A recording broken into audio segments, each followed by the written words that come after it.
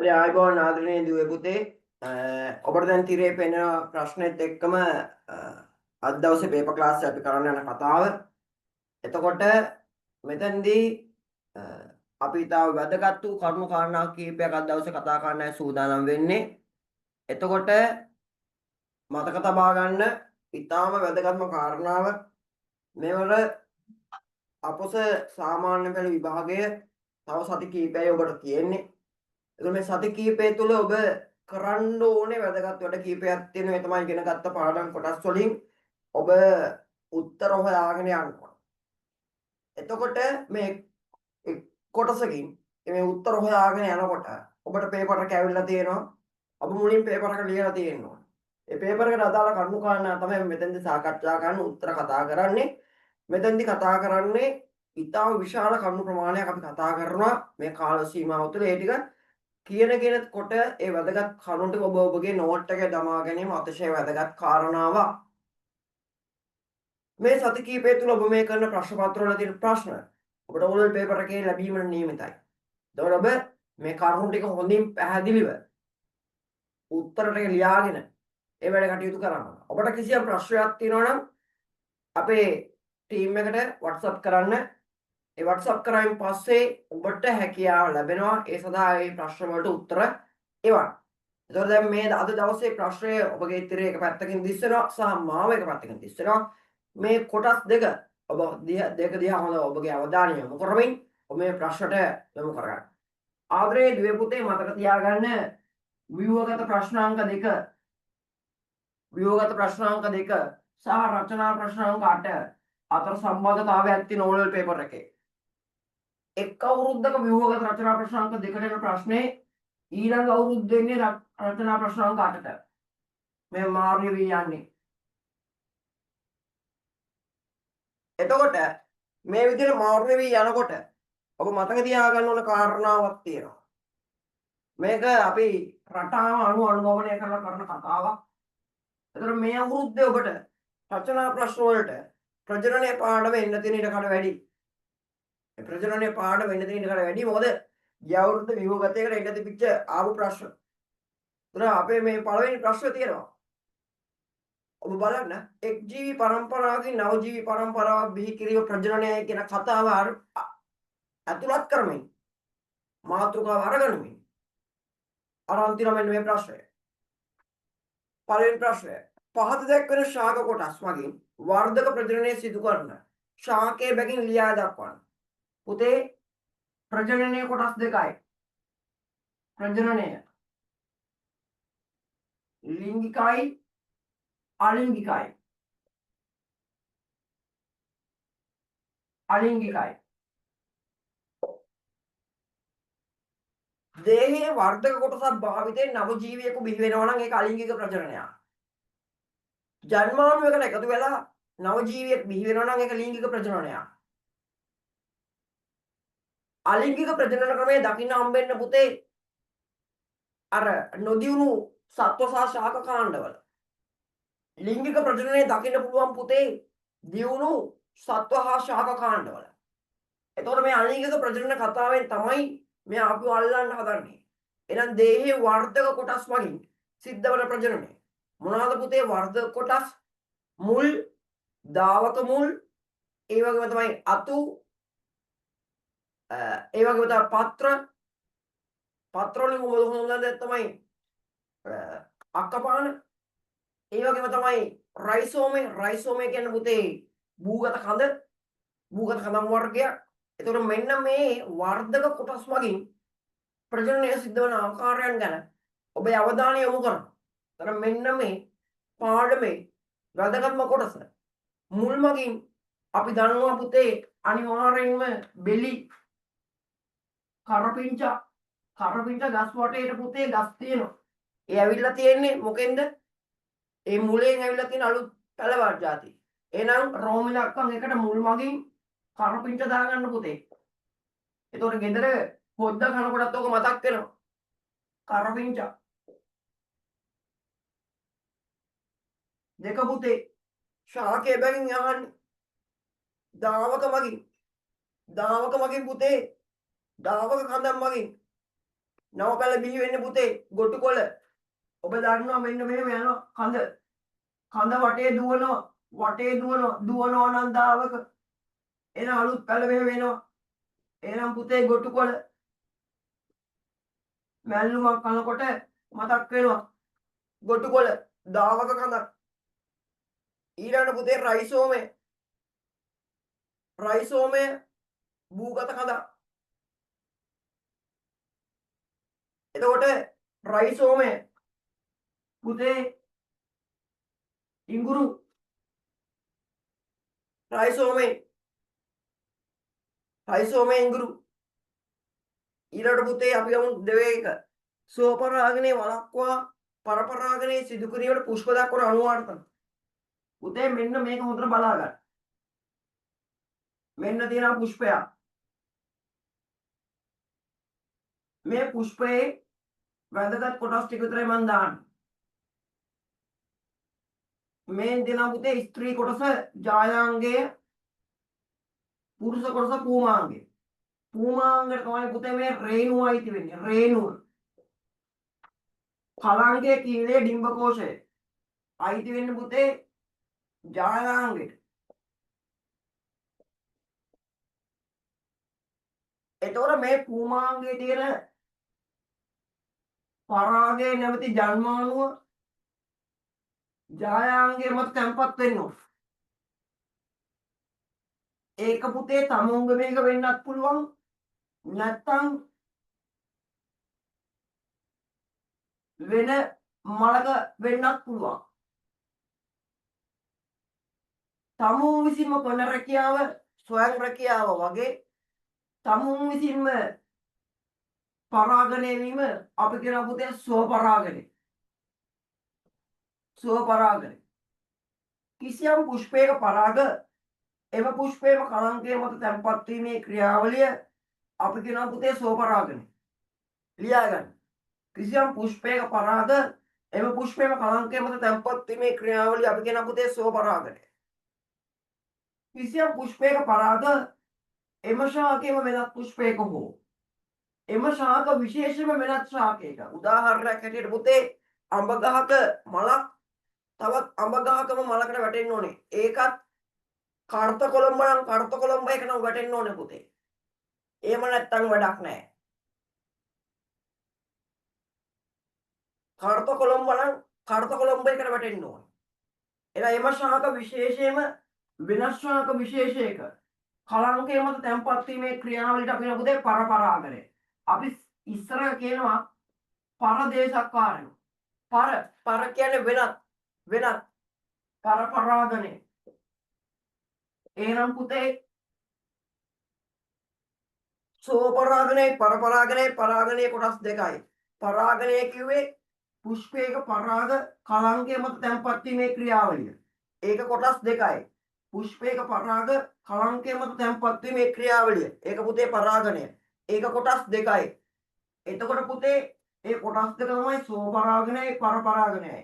සෝපරාගණය කියේ පුතේ කිසියම් පුෂ්පයක පරාග එම පුෂ්පයේම කලංකය මත තැන්පත් වීමේ ක්‍රියාවලිය. එම පුෂ්පයේම කලංකය මත එයාගෙම කිසියම් පුෂ්පයක පරාග එම ශාකයේම වෙනත් පුෂ්පයකනේ.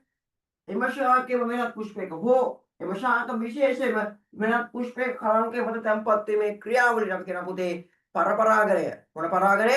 පරපරාගණය. එතකොට පුතේ සෝපරාගණය පරපරාගණය. හැබැයි පුතේ මෙතන තියෙන ප්‍රශ්නයක් තියෙනවා. සෝපරාගණය වුණොත් එහෙම පොඩි අවුලක් යනවා. ඇයි? අලුත් නව විශේෂ ඇති වෙන්නේ නැහැ. තමුන්ගේ ඥාන තමුන් විසින්ම හදාගෙන එකම જાතියව යනවා. එහෙම ගියොත් පුතේ ප්‍රශ්නයක්. ඇයි? පාරිසරික වෙනස්කම් වලට අලුත් ජීවි විශේෂ ඇති වෙන්න ඕන.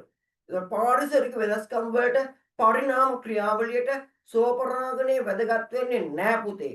ඒ නිසා සෝපරාගණය ස්වභාව ධර්මය අනුමත කරන ක්‍රියාවලියක් නෙමෙයි. එයා කියන්නේ පරපරාගණය වෙන්න කියලා. ඒ නිසා පුතේ සෝපරාගණය වළක්ව ගන්න ස්වභාව ධර්මය විවිධ අනුවර්තන ගේනවා. ඇයි මේ විවිධ අනුවර්තන ගේන්නේ? මේ සෝපරාගණය ආවොත් ජාන සංයුතිය වෙනස් වෙන්නේ නැහැ. ජානවල විශේෂත්වයක් ඇති වෙන්නේ නැහැ. නව ජීවි විශේෂ හටගන්නේ නැහැ. ඒතකොට පරිණාම ක්‍රියාවලිය සිද්ධ වෙන්නේ නැහැ. ඒ නිසා ස්වභාව ධර්මයක් කැමති නෑ. ඒ කැමති නැති නිසා පුතේ මේ සෝපරාගනේ පවත්වගෙන යන්න සෝපරාගනේ පවත්වගෙන යන්න එක එයාට ප්‍රශ්නයක් වෙනවා. ඒ නිසා එයා සෝපරාගනේ පවත්වගෙන යන්න ඉඩ දෙන්නේ නෑ. එයා පරපරාගනේ කරන්න ඉඩ දෙනවා. ඒ නිසා සෝපරාගනේ වළක්වන්න විවිධ ක්‍රියාවලියක් පත් කරගන්නවා. ඒ තමයි පුතේ අසම පරිණතිය. අසම පරිණතිය කියන්නේ පළවෙනි එක. ඒ කියන්නේ අසම පරිණතිය කියන්නේ පරාග පරිණත වෙද්දී ඩිම්බ පරිණත නැහැ.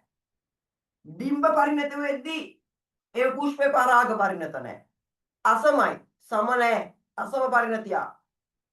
එතකොට පුතේ ඒ ඩිම්බ පරිණත වෙද්දී පරාග පරිණතත් නැහැ. පරාග පරිණත වෙද්දී ඩිම්බ පරිණතත් නැහැ. හැබැයි එතකොට වැටුණට ප්‍රශ්නයකුත් නැහැ. පරිණත වුණොත් නේ පුතේ සංසේචනය වෙන්නේ. එතකොට පුතේ මතක තියාගන්න ඊළඟ කතාව. මෙතනදී එන පළවෙනි එක ලියාගන්න අසම පරිණතිය.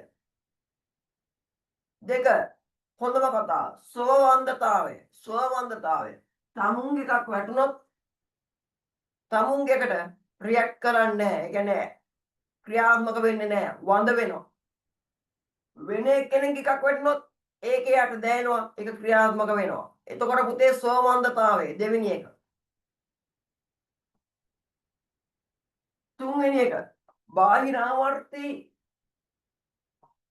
රේණු පිහිටීම. ඒ කියන්නේ පුතේ රේණු පල්ලෙහාට ගිහිල්ලා. එතකොට වැටෙන්නේ පල්ලෙහාට. උඩ යන්නේ. හතරවෙනි එක පුතේ ඒකලිංගික පුෂ්ප පිපීම. ඒ කියන්නේ රේණුනේ කලංක විතරයි. කලංක කීලේ විතරයි. ඒව නැහැ සමානුන්ගේ රේණු විතරයි. ඒකලිංගික පුෂ්ප පිපීම.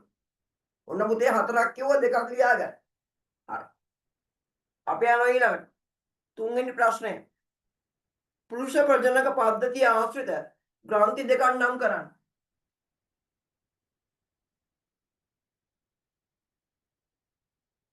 ගොඩ කාලෙකින් පුතේ මේවා අහුවෙන්නේ. මේ අවුරුද්ද අහනවා. මතක තියාගන්න ගිය අවුරුද්දේ විද්‍යාව පේපර් එක මාර ලේසි. ලේසි කියන්නේ පුතේ සරල භාෂාවෙන් ඔබේ භාෂාවෙන් කිව්වොත් සමාජයේ භාෂාවෙන් කිව්වොත් පට්ට ලේසි. හැබැයි පුතේ මේ ගිය අවුරුද්ද ගණන් පේපර් එක අමාරුයි. එහෙම වුණාමත් පුතේ මේ අවුරුද්ද ගණන් පේපර් එක ලේසි වෙලා විද්‍යාව පේපර් එක අමාරු කරනවා. එහෙම තමයි පුතේ රටාව හදන්න. එතකොට පුරුෂ ප්‍රජනක පද්ධතිය අපි කතා කරොත් මේ පුරුෂ ප්‍රජනක පද්ධතියේ මේ වෘෂණ කෝෂ වලින් මේ උඩ දින අපි වෘෂණය පුතේ මුත්‍රා මාර්ගයත් එක්කම එක සම්බන්ධ වෙනවා. ඒ වගේ මේ ශුක්‍ර නාලිකාව මෙන්න මේ සම්බන්ධ වෙන තැන පුතේ කෝ පද්ධති ආශ්‍රිත ග්‍රන්ථි. ඒ ග්‍රන්ථි තමයි පුතේ පළවෙනි එක ඌපර් ග්‍රන්ථි. දෙක පුතේ පුරස්ති ග්‍රන්ථි.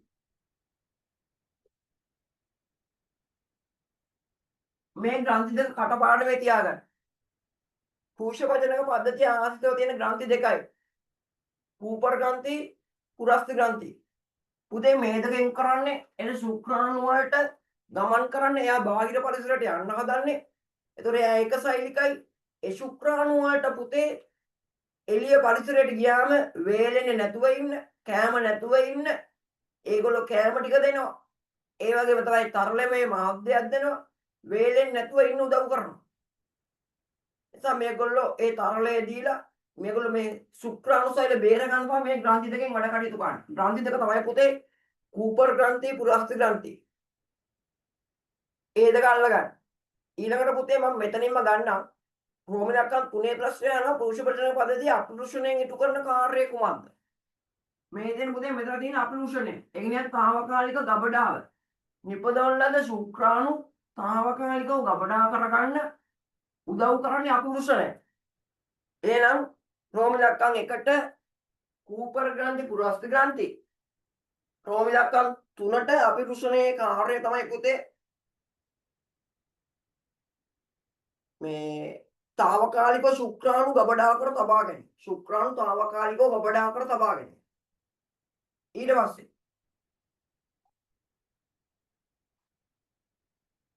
රෝම ඉලක්කම් 2 සිවුනිකා උත්තේජක හෝමෝනය මගින් සිදු කරන කාර්ය. මෙන්න පුතේ වැදගත් කතාව. මේ ප්‍රජනනයේ සම්මන්ත්‍රණය මම ලංගලා කරනවා. ඕගොල්ලෝ නැවත එකට එන්න. මේක අතිශය වැදගත්. පුතේ මෙන්න තියෙනවා ස්ත්‍රී ප්‍රජනන පද්ධතිය කොටසක්. මෙන්න තියෙනවා පැලෝපිය නාල. මෙන්න කඩරැලි. මෙන්න තියෙනවා පුතේ ඩිම්බකෝෂය. මේ ඩිම්බකෝෂයේ අවධි දෙකයි. සිවුනික අවධියයි ලුටේයිකරණ අවධියයි. එතකොට පුතේ මොලේ පිටියුටරි කියලා ග්‍රන්ථියක් තියෙනවා.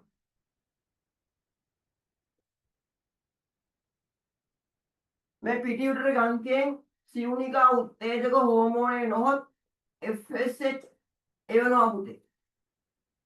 ඒ වුවම ප්‍රාථමික සිවුනිකා ග්‍රාෆික සිවුනිකා බවට පත් කරන එක සිද්ධ වෙනවා. මෙතන 14 වෙනි දවසේදී ඩිම්බය මෝචනය වෙනවා. ඊළඟට 15 වෙනිදා ඉඳන් ඊළඟ දවස් 14ක් 28 වෙනිදා නම් යන්න පුතේ ලුටේකරණ හෝමෝනේ. මේ ලුටේකරණ අවධිය. ඒකට ලුටේකරණ හෝමෝනේ ලූටියල් අවධිය. ලූටියල් අවධිය ලුටේකරණ හෝමෝනේ ලුටේකරණ අවධිය. ඒකට එන්න පුතේ ලුටේකරණ හෝමෝනේ LH ඊළඟට එනවා. මේ සිවුනිකා අවධියේදී ඊස්ට්‍රජන් ස්‍රාවය වෙනවා. ඩිම්බකෝෂෙන් ඊස්ට්‍රජන් ලුටේකරණ අවධියේදී ඩිම්බකෝෂෙන් ස්‍රාවය වෙන්නේ පුතේ ප්‍රොජෙස්ටරෝන්. මේ ප්‍රොජෙස්ටරෝන් වලින් තමයි ගර්භාෂ පිත්තිය ඝනකම් කරලා තියාගන්නේ. ඇයි? එයා එතනදී හිතනවා මේ පැලෝපිය නාලයේදී සංසේචනය වෙනවා ඩිම්බයක්. අන්න දැන් එනවා මගේ දරුවා මං ආරක්ෂා කරගන්න ඕනේ. ආරක්ෂා කරගන්න ඕන නම් ගර්භාෂ පිත්ති ඝනකම් වෙන්න ඕනේ.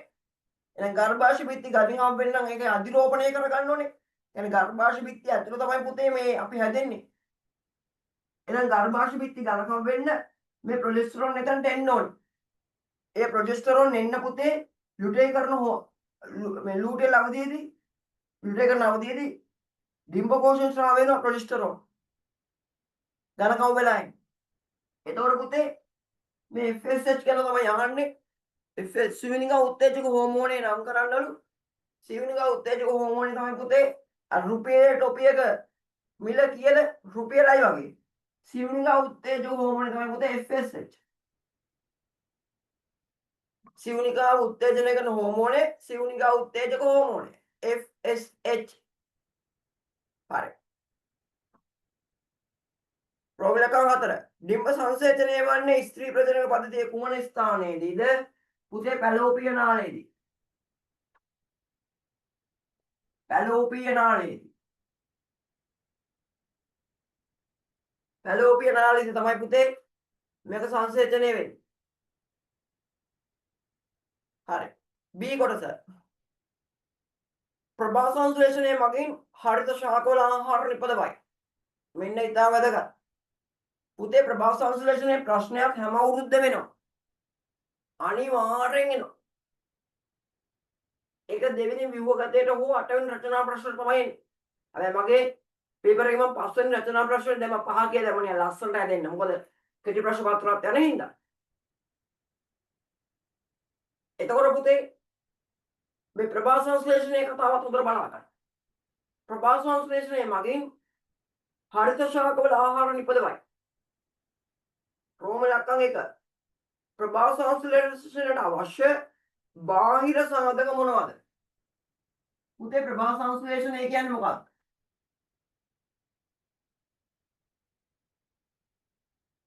ප්‍රභා සංශ්ලේෂණය කියන්නේ මොකක්ද? ප්‍රභා සංශ්ලේෂණය කියන්නේ මොකක්ද? පුතේ ප්‍රභා සංශ්ලේෂණය කියන්නේ හිරු එළිය ඇති විටදී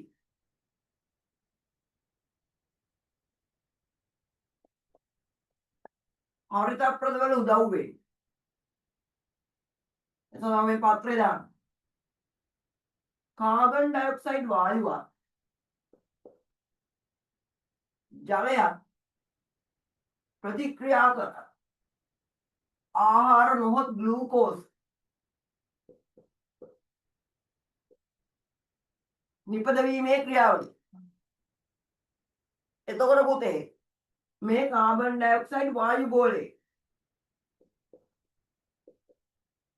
මේ හිරු එළිය බාහිර පරිසරයේ තියෙන්නේ. එතකොට පුතේ මේ දෙන්න බාහිර සාධක. හැබැයි පුතේ ගහ ඇතුලේ තියෙන ජලය තමයි එයා ඒකට පරිහරණය කරන්නේ. ඒ වගේම හරිතප්‍රද ගහේ තියෙන ඒවා පුතේ. එහෙනම් මේ දෙන්න අභ්‍යන්තර සාධක. ඒතර බාහිර සාධක මම වරහන් කරනවා මොනවාද? කාබන් ඩයොක්සයිඩ් හිරු එළියයි. ඒවා බාහිර සාධක. අභ්‍යන්තර සාධක පුතේ හරිතප්‍රදයි ජලය. එතකොට ප්‍රභා සංශ්ලේෂණයට අවශ්‍ය බාහිර සාධක දෙක මොනවද? මේ බාහිර සාධක තමයි පුතේ හිරු එළියයි කාබන් ඩයොක්සයිඩ්. අභ්‍යන්තර සාධක තමයි පුතේ හරිතප්‍රදයි ජලයයි. එහෙනම් බාහිර සාධක දෙක ආන්නේ බාහිර සාධක දෙක ලියා ගන්න. හිරු එළියයි කාබන් ඩයොක්සයිඩ් වායුවයි. රෝගී ලක්ෂණ දෙක. ප්‍රභා සංශ්ලේෂණය සඳහා සූර්යාලෝකයේ අවශ්‍ය බව පෙන්වීමට සිදු කරන පරීක්ෂණයක පියවර කිහිපයක් පහත දැක්වේ. එහි ස්තැම් පුරවන්න.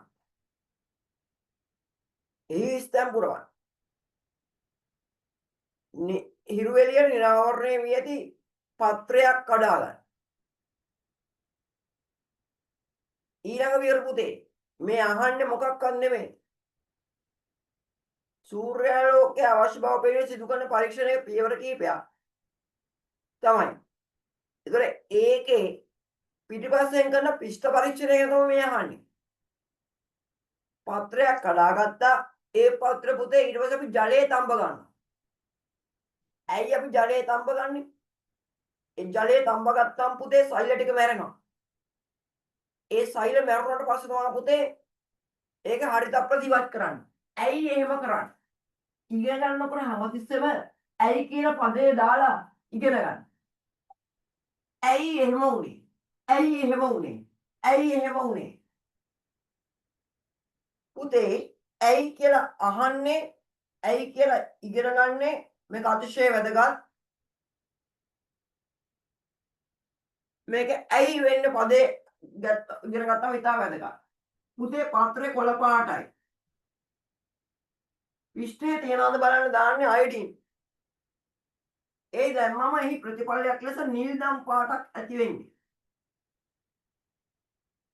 එතකොට පුතේ කොළ පාටයි නිල්දම් පාටයි එක ළඟින් යන්නේ. එතකොට පැහැදිලිව පේන්නේ. ඒ පැහැදිලිව පේන්නේ නැති නිසා අපි මේ ගත්ත පාත්‍රේ මුලින්ම කොළ පාට ඉවත් කරන්න ඕන.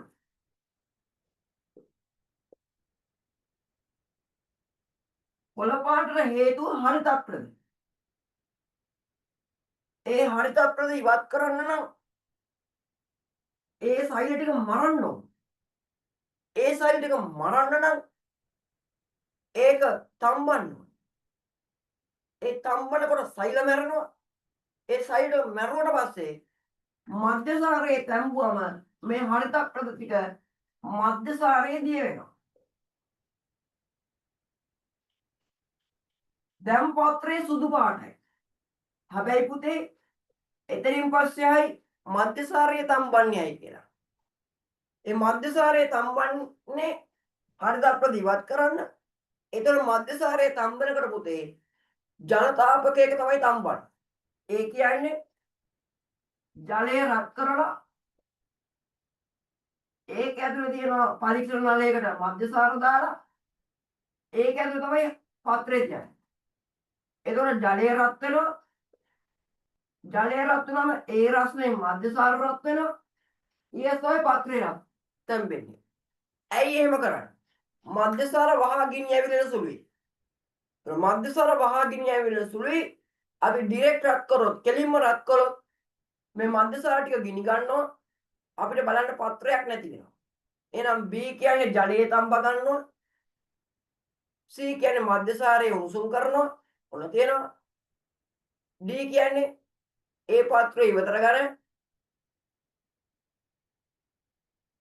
සුදු පැහැති ස්ථානයක තබනවා. ඒ කියන්නේ සුදු පැහැති ටයිල් එකක් උඩින් තියෙනවා. ඒකර අපිට වර්ණී පර්යාසය බලන්න පුළුවන්. ඒ කියන්නේ ඒකට අයඩීන් දාමු. ඒ අයඩීන් පුතේ ගෙදර තියෙනවා. බෙටඩීන් පුතේ තුවාල වලට දාන බෙටඩීන් තියෙන අයඩීන්. එතකොට ඒ අයඩීන් මොන පාටයිද? කහ දුඹුරු පාටයි. ඒ කහ දුඹුරු පාට අයඩීන් පුතේ මේ පත්‍රයට දාපු ගමන් මොන පාට වෙනවද? සුදු පාට වෙනවා. නිල් දම් පැහැයක් එනවා. කහ දුඹුරු පාට අයඩීන් පත්‍රයට දාපු ගමන් නිල් දම් පාටක් හැදෙනවා. ඒ නිල් දම් පාටක් හැදෙනවා කියන්නේ පුතේ ඒතර පෘෂ්ඨය හැදිලා. ඔන්න ඔය ටික තමයි පුරවන්න ඕන. ඊළඟට C රෝමිලක් 1 හිමෝෆීලියාවට හේතු වන ප්‍රමුඛ ජානය H ද නිලින ජානය සිම්පල් H ද නම් වාහක මවකගෙන් හා නිරෝගී පියෙකුගෙන් ඇතිවන දූදරු පරම්පරාව වෙත ජාන ප්‍රවේණීගත වන ආකාරය සටහනක් මගින් දක්වන්න. මේ ජීව විද්‍යාවේ ප්‍රශ්න ටික තමයි පුතේ වැදගත් සහ ඊළඟට අද දවසේ මම කතා කරනවා ඊළඟට අපේ භෞතික විද්‍යාවේ ප්‍රශ්නයක්. එතකොට මෙතනදි මතක තියාගන්න කැපිටල් H තිබ්බොත් පුතේ එයා නිරෝගී.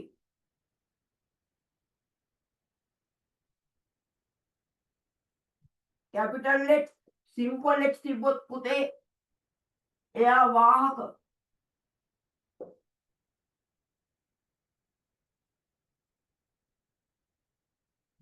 ඊළඟට පුතේ සිම්පල් H තිබ්බොත් පුතේ එයා රෝගී. ඒකට හේතුව මෙතන නිලීන ජාන එළියට යන තව පුතේ රෝග තත්ත්වයක් ඇති වෙනවා කියලා කියන්නේ. එහෙනම් අපි බලමු මේක අම්මටයි තාත්තටයි දාලා. වාහක මවකගෙන් පුතේ අම්මට XX දෙකම තියෙනවා. තාත්තට තියෙන්නේ XY. මේ Y වල මේ ජාන නැහැ.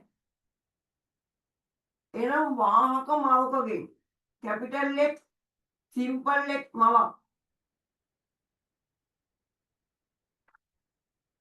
වාහක මවකගෙන් සහ නිරෝගී පියෙකුගෙන්. එහෙනම් එයාගේ X වල විතරයි H තියෙන්නේ. එහෙනම් පුතේ මෙයා ජන්මාණු හදනවා H සිම්පල් H අම්මා හදනවා. තාත්තා හදන්නේ කැපිටල් H විතරයි. එහෙනම් පුතේ මේ දෙන්න එකට ගිහලා කැපිටල් H නිරෝගී දුව හදනවා. මෙතන Y එකකුත් තියෙනවා. ඊළඟ මෙයයි ගිහිල්ලා කැපිටල් H Y එකක් එනවා. නිරෝගී පුතා එනවා. ඊළඟ පුතේ මෙයයි ගිහිල්ලා එනවා. කැපිටල් H සිම්පල් H වාහක දුවෙක් එනවා.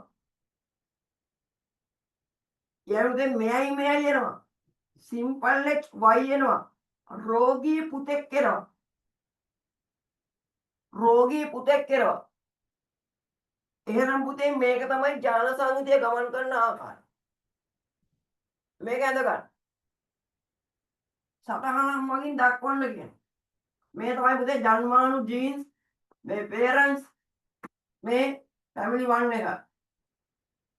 මේක ඇඳ ගන්න. මේක අතිශය වැදගත්.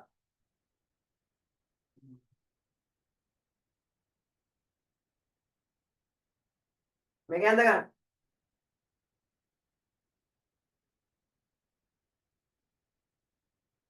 देवमुनि वियांसा सोनेरू दिलशा दिल හයින් කියලා තමයි ගහලා තියෙන්නේ. පුතා තේරුණාද? නෑ සෝරි. දෙව්මිනි තේරුණාද පුතා?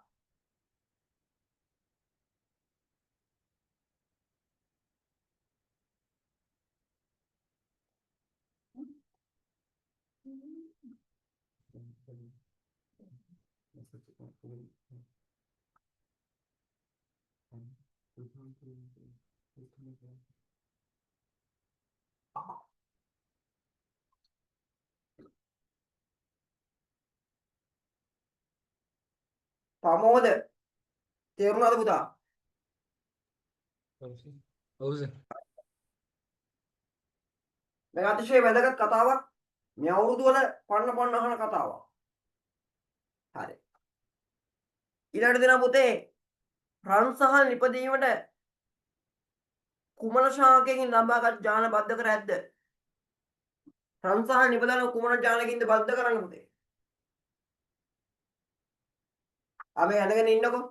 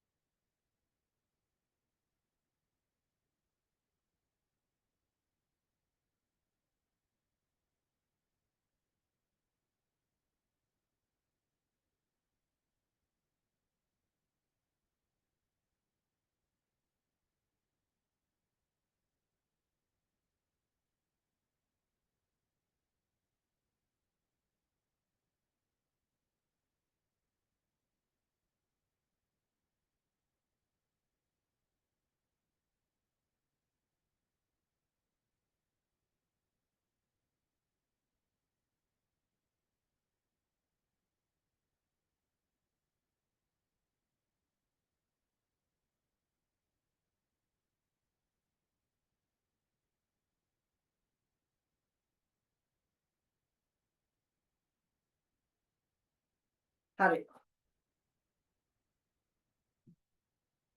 පුතේ රන් සහල් දැන් අපි සාමාන්‍යයෙන් ආසයි දැන් දිලිසෙන රත්තරන් පාටට ඉන්න. ඕ නළු නිළුව දැකලා තියෙනව නේද? ඒගොල්ලෝ හරි ආසයි පුතේ රත්තරන් පාටින් ඉන්න. ඒ නිසා ගෑනු ළමයින් හරි ආස දෙයක් තමයි ගෑනු ළමයි හරි ආසයි පුතේ ඔය හැමේ වර්ණෙට. ඒතකොට පුතේ ඒගොල්ලෝ හැමේ වර්ණේ රත්තරන් පාට වගේ කරගන්න මේ තැඹිලි පාට වගේ කරගන්න මොනවද ජූස් జాතියක්. මොනවද ජූස්? කැරට්. ඒතකොට පුතේ රන් සහල් හදන්න පාවිච්චි කරන්න කැරට් ශාකේ ලබාගත් ඥාන එක වර්ණයට අදා ඥාන රන් සහල් නිපදවීමට පුතේ ගන්නේ කැරට් ශාකේ. ඔය අපේ 10 වසර ප්‍රවේණි විද්‍යාවේ අන්තිම කොටසේ තියෙනවා ඥාන ඉංජිනේරු තාක්ෂණයේ භාවිතය. එතන තියෙන තමයි ඊළඟට මිනිසාගේ කලාතුරකින් හමු වන ආවේනික ලක්ෂණයක් ලියන්න. පරම්පරාව වෙන ආවේනික ලක්ෂණ මිනිසාගේ මොනවාද පුතේ? බහු අංගුලිකතාවය, බද්ධ අංගුලිකතාවය, කලාතුරකින් හම්බෙන්නේ. අර ඇඟිලි 6ක් තියෙන කට්ටිය හැමතිස්සෙම හම්බෙනවද? නෑ. ඇඟිලි බැලිච්ච කට්ටිය හම්බෙනවද මෙහෙම? නෑ. ඒතර බහු අංගුලිකතාවයේ බද්ධ අංගුලිකතාවයේ වගේ දේවල් ඒකට ඉතා වැදගත්. හරි. එහෙනම් පස්වෙනි ප්‍රශ්නේ ඉවරයි. අපි යනවා පුතේ 6 වෙනි ප්‍රශ්නෙට.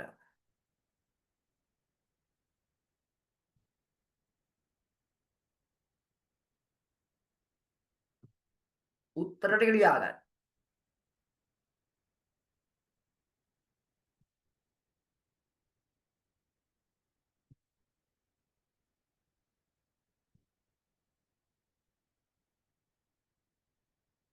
ඔන්න 6 වෙනි ප්‍රශ්නේ.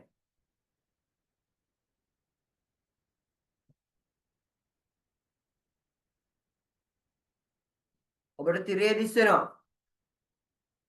පොළවෙන් ලබා ගන්නා යපස් වලින් යකඩ නිස්සාරණය කරයි. ඊළඟට පුතේ අනිවාර්යෙන් මතක තියාගන්න අපේ පේපර් එකේ. අද මං කියනවා. මම අවුරුදු 21ක් උගන්වලා තියෙනවා. ලංකාවේ පළවෙනි 6ක් බිහි කරලා තියෙනවා. පුතේ මෙන්න මේ හොඳට අරගන්න. මේ අවුරුද්ද පේපර් එකේ අනිවාර්යෙන් එනවා. වායු හදන හැටි, ලෝහ හදන හැටි. දැන් ඉඳන්ම කටපාඩම් කරගන්න. ආවේ නැත්තම් ඔයගොල්ලෝ මට කියන්නේ මං ටියුෂන් අතාරිනවා. මං ටියුෂන් අතාරිනවා. පුතේ මේ පාර පේපර් එක අනිවාර්යෙන් වායු හදන හැටි, ලෝහ හදන හැටි එනවා. පුතේ අනිවාර්යෙන්ම මේක රටාවකට යන්නේ. මේ රටාවකට අපි දෙන්නේ. ඒතර මේක හොඳට ඔලුවට අල්ලගන්න. දැන් ඔයගොල්ලන්ට ඕනේ අනිවාර්යෙන් ප්‍රතිඵලයක් ගන්න. ඒ අකුරකට යන්න. ඒතර පුතේ 6 පොළවෙන් ලබා ගන්නා යපස් වලින් යකඩ නිස්සාරණය කරයි. මේ සඳහා යොදා ගන්නා සුවිශේෂී උදුන කුමක්ද? ගන්න පුතේ ධාරා ඌෂ්මකය. ගන්න මොකද්ද? ධාරා ඌෂ්මකය. ධාරා ඌෂ්මකය. ධාරා ඌෂ්මකය. අර මේ වගේ රූපයක් අදිනවා මතකද? ඒක පුතේ ධාරා ඌෂ්මකය. ධාරා ඌෂ්මකය. ඇයි ඌෂ්මකය කියන්නේ? ඇතුළේ උෂ්ණත්වය සෙල්සියස් අංශක 2000ට වැඩි. ධාරා හුලං ධාරා මගින් කැරකෙන්නවා ඒක. ඒකෝ පුතේ මේකට කැන්සල් කියන්නේ ධාරා ඌෂ්මකය. දෙක ඒ තුල සිදුවන ප්‍රතික්‍රියාවලින් එක් ප්‍රතික්‍රියාවක් පහත දැක්වේ. අනේ මාරයි පුතේ මෙන්න මේ ගණන් හොඳට අල්ලගන්න. අනිවාර්යෙන් එන ගණන්. දැන් අපි ඉස්සරහට පේපර්ස් කරගෙන යනකොට මේ ගණන් ඕගොල්ලන්ට පට් ගාලා හදන්න පුළුවන් වෙනවා. ටක් ගාලා හදන්න පුළුවන්. දැන් ඔබට මම දැම්ම මතකද? කිටි ප්‍රශ්න පත්‍රය. අර ක්ලික් කරපු ගමන් අන්තිමට උත්තරෙත් එන. පුතේ විශ්වාස කරන්න. ලංකාව වටේම කට්ටිය කරලා තියෙනවා සෑහෙන. මගේ පන්ති වල කට්ටිය. ඒකේ 20න් 20 මම 20යි දාලා තියෙන්නේ. ලකුණු 20ක් එකට දාලා තියෙන්නේ. 20න් 20 අරන් තියෙන පුතේ 3 දෙනයි. 20න් 20 අරන් තියෙන 3 දෙනයි. ලොකු දැවැන්ත ප්‍රශ්නයක්.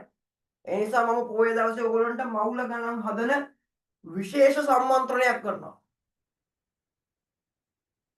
ඔබ දකින්න නැති වගේ ඇඩ් එක මවුල ගණන් හදන විශේෂ සම්මන්ත්‍රණයක් කරනවා උදේ 9 ඉඳන් 12 වෙනකම්. ඒකට ඔබට සම්බන්ධ වෙන්න පුළුවන් අද ඉඳන්ම. ඒක විශේෂ ටියුට් එකක් දෙනවා පුතේ. කියවලා ඉගෙන ගන්න පුළුවන් ටියුට් එකක්. ඔය සමහර ගුරුවරු ඉන්නවා පොත විතරයි පුරවන්නේ. පොතේ තියෙන ඔක්කොම ලියවන. හැබැයි පුතේ පොත ලිව්වට මදි මොළ පුරවන්න ඕනේ. මොලේ. මෙන්න මේක හොඳට අල්ලගන්න. ඒ තුල සිදුවන ප්‍රතික්‍රියාවලින් එක් ප්‍රතික්‍රියාවක් පහත දැක්වේ. ඒ තියෙනවා පුතේ මෙන්න මෙහෙම එකක්. Fe2O3 ධන 3යි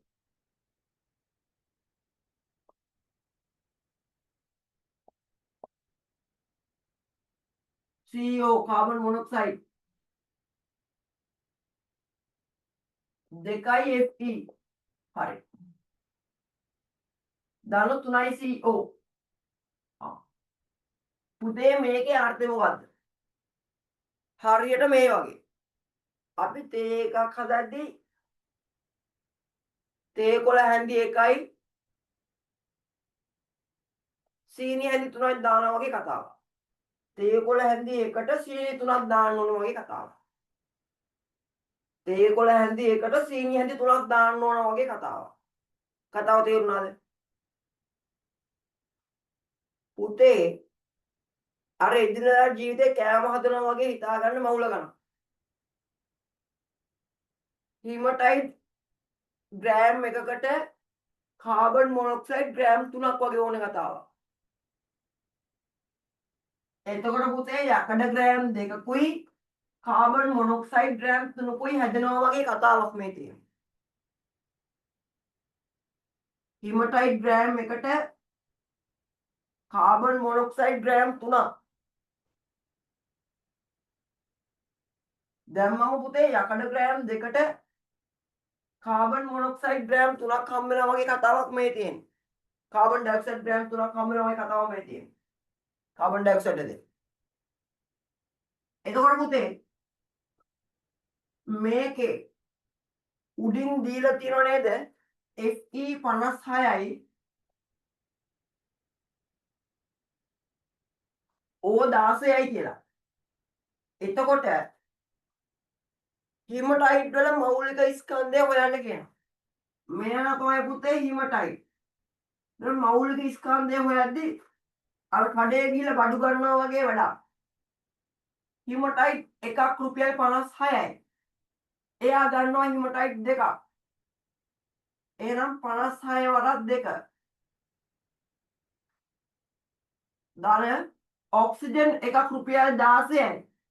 ඒ වගේ 3ක් 16 වරක් 3 56 වරක් 2 112යි 16 වරක් 3 48යි එතකොට බිංදුවයි 1යි 160යි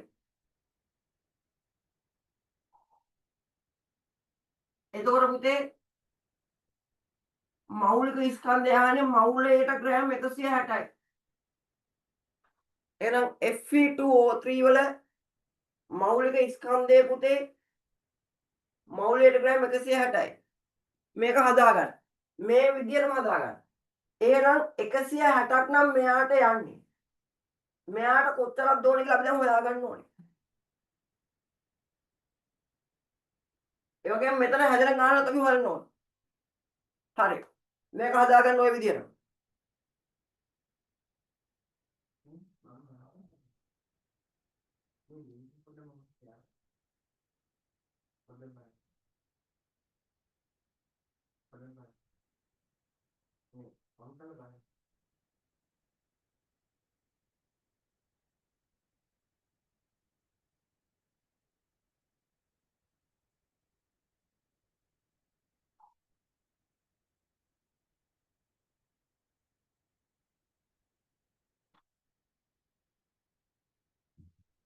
ඉවරද ලියලා ඉවරද එනම් පොඩි කාලයක් ගන්නවා හරි එහෙනම් පුතේ යකඩ මෙතන දෙකයි එකක් 56යි එහෙනම් දෙවරක් 56 112යි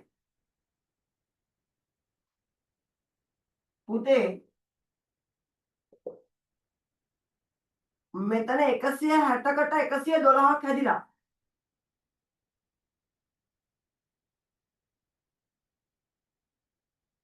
160ක් ග්‍රෑම් දැම්මම යකඩ ග්‍රෑම් 112ක් හැදිලා එහෙනම් එයාගේ අනිත් පැත්ත අහනවා 112 ග්‍රෑම් ලබා ගැනීමට ඔක්සිහරණය කළ යුතු හිමටයිට් ස්කන්ධය කීයද? කීයද? ප්‍රමෝද කීයද පුතේ? 160යි. 160ක් දැම්මම මැෂින් එකට 112ක් එනවා. එහෙනම් 112ක් එන්න කීයක් දාන්න ඕනද? 160යි. 160යි. හරි ලේසි නේද මේව හදාගත්තම. එතකොට මේ රෝම ඉලක්කම් දෙකට මේක ඇඳ ගන්න පුතේ. ඕක තමයි උත්තරේ.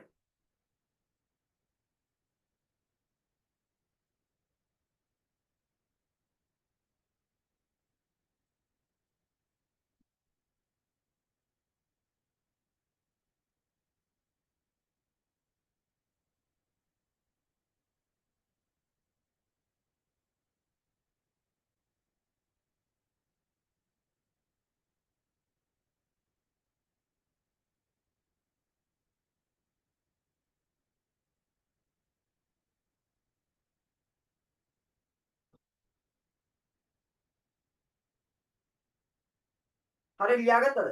එහෙනම් අපි යමු B කොටසට.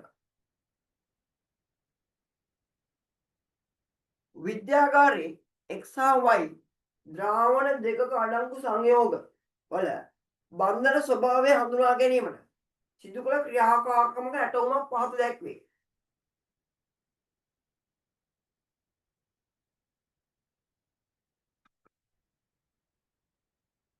සිදු කළ ක්‍රියාකාරකමක ඇටවුමක් පහත දැක්වේ. හරි.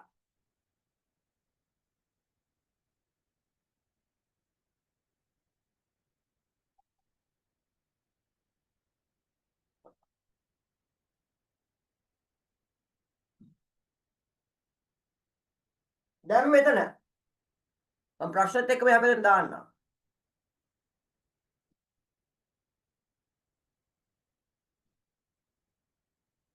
හරි. දැන් දින පුතේ ප්‍රශ්නෙත් එක්ක x y ද්‍රාවණ දෙක අඩංගු සංයෝගවල බන්ධන ස්වභාවය හඳුනා ගැනීමට සිදු කළ ක්‍රියාකාරකමක ඇටවුමක් පහත දැක්වේ. පුතේ බන්ධන වර්ග දෙකයි. මෙච්චරයි ඔළුවේ තියාගන්න ඕනේ. පැත්තකින් ලියා ගන්න. බන්ධන වර්ග දෙකයි. මේ ඕගොල්ලෝම කාලා තියෙන්නේ සමාන. එකක් අයනික. අනිත් එක සහසංයුජ. අයනික නම් පුතේ බල්බේ දැල්වේ. බල්බේ දැල්ුණොත් අයනිකයි. සහසංයුජ නම් බල්බේ නොදැල්වේ. දැල්වෙන්නේ නැහැ. දැන් ඔය ඇටෝම වලට දාලා අපි බල්බේ දැල්වෙනවද බලනවා. බල්බ් එක දැල්ුණොත් අයනිකයි. බල්බ් එක දැල්වෙන්නේ නැත්නම් අයනික නෙමෙයි. මේකට හොඳම දෙයක් තියෙනවා පුතේ 3 idiots කියලා ෆිල්ම් එකක් තියෙනවා. අමීර් ඛාන් රංගපාන 3 idiots කියලා ෆිල්ම් එකක්. ඒ ෆිල්ම් එක බලන්න. ඒකේදී අමීර් ඛාන් කැම්පස් එකට යනවා. යනකොට පුතේ ඒ කැම්පස් එකේ ඒගොල්ලෝ රැග් කරනවා. මේ අමීර් ඛාන් අහිංසක චරිතයක්. එයා දුවගෙන ඒ රැග් කරන සීනියර්ස් ලෙද්දී එයා දුවගෙන ඉල කාමරේ දොර වහ ගන්නවා. හොස්ටල් එකේ දොර වහ ගන්නවා. සීනියර්ස් ලැල්ල කියන දොරට තට්ටු කරනවා. දොර අරින්න. දොර ඇරියේ නැත්නම් අපි 10 වෙනකන් 10 ඉඳන් ගණන් කරනවා. එකෙන් 10 ගණන් කරනවා. දොර ඇරියේ නැත්නම් දොරට මුත්‍රා කරනවා කියලා කියනවා. අමීර් ඛාන් ගොළුවට යනවා. මුත්‍රා වල ආයන තියෙනවා. එහෙනම් මේකේ විදුලිය ගමන් කරනවා. අර සීනියර් දොරේ එහා පැත්තෙන් ගණන් කරනවා 10 9 අමීර් ඛාන් කරවලේ ටක් ගාලා ගිහිල්ලා වයර් එක ගලවලා බල්බ් මේ දාලා තියෙන ඒකේ වයර් එකේ කෙලවරට හැන්දක් සම්බන්ධ කරලා යකඩ හැන්දක් සම්බන්ධ කරලා අනිත් කෙලවර ගිහිල්ලා ට්‍රිප් ස්විච් එකේ හයි කරනවා. හයි කරලා යවන මොලයක් තියෙන එක්කනේ ටක් ගාලා ගිහිල්ලා 3 2 1 කේදී දොර යටින් හැන්ද දානවා. උදේ සීනිය මුත්‍රා කරද්දි මුත්‍රා පාර ධාරාවක් සෙල්ලා හැන්දට වැටෙනවා. ඒතර හැන්ද කරවට විදුලිය ඇවිල්ලා තියෙන්නේ. විදුලිය කෙලින්ම යන පුතේ මුත්‍රා ධාරාව දිගේ සීනියට වදිනවා. එයා කෑ ගහනවා. අන්න පුතේ මේ කියන්නේ විද්‍යානුකූල චිත්‍රපටියක්. මාරයි මාර ෆන් කොමඩි චිත්‍රපටියක්. ඒක බලන්න. අර ඒ වෙන දේවල් බලන්න. එතන පුතේ අයනික දේවල් තුලින් විදුලිය ගමන් කරනවා. ජලය තුලින් විදුලිය ගමන් කරන්නේ ජලයේ අයනික තත්ත්වයක් තියෙන හින්දා. හැබැයි පුතේ සීනිදිය කළොත් යන්නේ නැහැ. සීනිදිය කළොත් විදුලිය යන්නේ නැහැ. ඇයි? සීනි වල අයනික ස්වභාවයක් නැහැ. හැබැයි ලුණු දිය කළොත් ලුණු ද්‍රාවණය තුලින් විදුලිය ගමන් කරනවා. ඇයි ඒ? පුතේ අයනික බන්ධන අයනික සංයෝග ජලයට දැම්මම අයන වෙන් වෙනවා. ධන අයනයි ඍණ අයනයි වෙන් වෙනවා. පුතේ කෝෂයක තියෙන්නේ ධන අයනයි ඍණ අයනයි. ධන ඍණ. ඒතර අයනික වල ධන ඍණ තියෙනවා. එතකොට විදුලිය යනවා. හැබැයි සහසංයුජල එහෙම දෙයක් නැහැ. එහෙම බලියක් නැහැ. ඒ නිසා පුතේ සහසංයුජලයෙන් විදුලිය ගමන් කරන්නේ නැහැ. ඒතර අපි මේ බැලුවම මේ එහා පැත්තේ තියෙනවා තිරේ බල්බේ දැල්වේ බල්බේ නොදැල්වේ. එහෙනම් y කියන්නේ පුතේ සහසංයුජ බන්ධන තියෙන එක.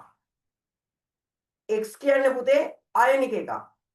x හා y ද්‍රාවණ වල අඩංගු සංයෝග වල බන්ධන වෙන්ව ලියන්න. y සහසංයුජ y කියලා දැම්මා සහසංයුජ x කියලා දැම්මා අයනික. නැත්නම් x කියලා දැම්මා අයනික y කියලා දැම්මා සහසංයුජ. එහෙමයි ලියන්න ඕන උත්තර ලියනකොට. x හා y සඳහා සුදුසු සංයෝග දෙකක් වෙන වෙනම ලියන්න. x සඳහා සෝඩියම් ක්ලෝරයිඩ් y සඳහා ග්ලූකෝස්. y සංයෝගයේ දක්නට ලැබෙන භෞතික ගුණ දෙකක් දක්වන්න. x සංයෝගයේ දැක්වෙන භෞතික ගුණ දෙකක්. ආයනිකයේ වේ තියෙන භෞතික ගුණ. ද්‍රවාංග තාපාංක ඉහළයි. ඒ වගේම ඝන ස්වභාවයේ පවතී.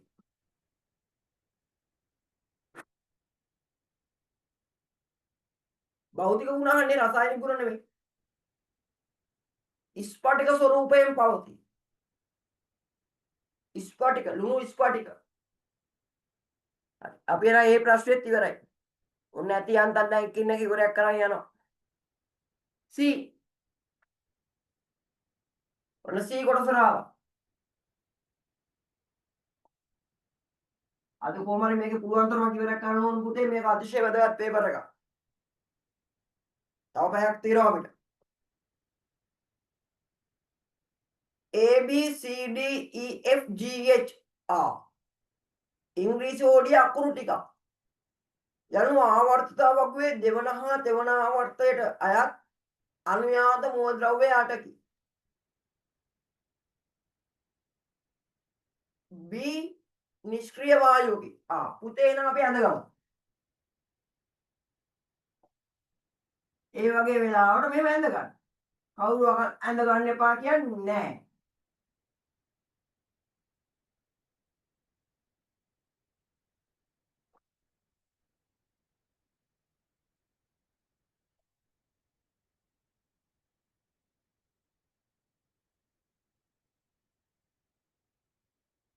හරි.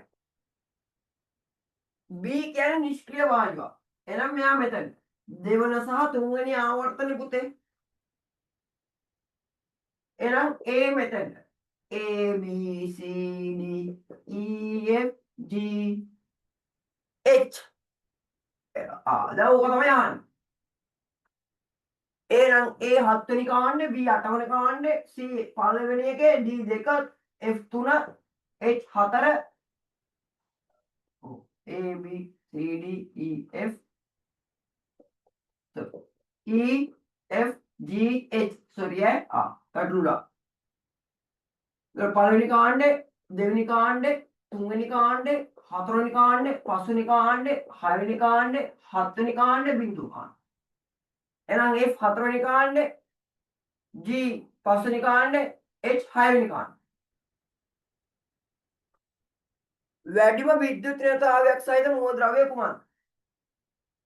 විද්‍යුත් ඍණතාවය වැඩිම එක්කෙනා කවුද? ෆ්ලුවරින්. ෆ්ලුවරින්ට සමාන එක්කෙනා මෙතන කවුද? A. එහෙනම් A කියලා ලියන්න. ළමයි දැක්ක ගමන් F කියලා ලියනවා. මෙතන F මෙතන ෆ්ලුවරින් නෙවෙයි. මෙතන F මේ කියන ෆ්ලුවරින් නෙමෙයි. එතන පුතේ මේ කියන්නේ ෆ්ලුවරින් වලට අදාළව දාපු එයා දීපු අකුර. එහෙනම් A. C හා A එක්විසාරද සංයෝගයේ සූත්‍රය කොහොමද? C පුතේ පළවෙනි කාණ්ඩේ එහෙනම් සංයුතාවය 1යි. D 2යි C E වල 3යි F වල 4යි G වල 3යි 2යි 1යි බිංදුවයි. පුතේ සංයුතාව මතක තියාගන්න මෙන්න මේ ක්‍රමයට. මෙයාගේ සංයුතාවත් එකයි මෙයාගේ සංයුතාවත් එකයි. හැබැයි අපි මුලින් ලියන්නේ C ව එහෙනම් උත්තරේ CA. ඇයි පුතේ ලෝහයක් තමයි මුලින් ලියන්නේ. ධන ආයනය තමයි මුලින් ලියන්නේ. ඒක සම්මතයක්. ඒක නීතියක්. එහෙනම් මුලින් ලියන්න ධන ආයනය.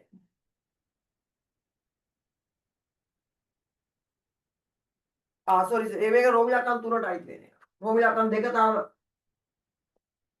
කතා වුණේ නැහැ. හරි කොහොමද? රෝමිලකම් 2 වැඩිම ප්‍රථම අයනීකරණ ශක්තිය ඇති මූලද්‍රව්‍ය කුමක්ද? වැඩිම ප්‍රථම අයනීකරණ ශක්තිය දෙන උදේ B වල. ආවර්තයක් දිගේ ඉදිරියට යද්දී අයනීකරණ ශක්තිය වැඩි වෙනවා.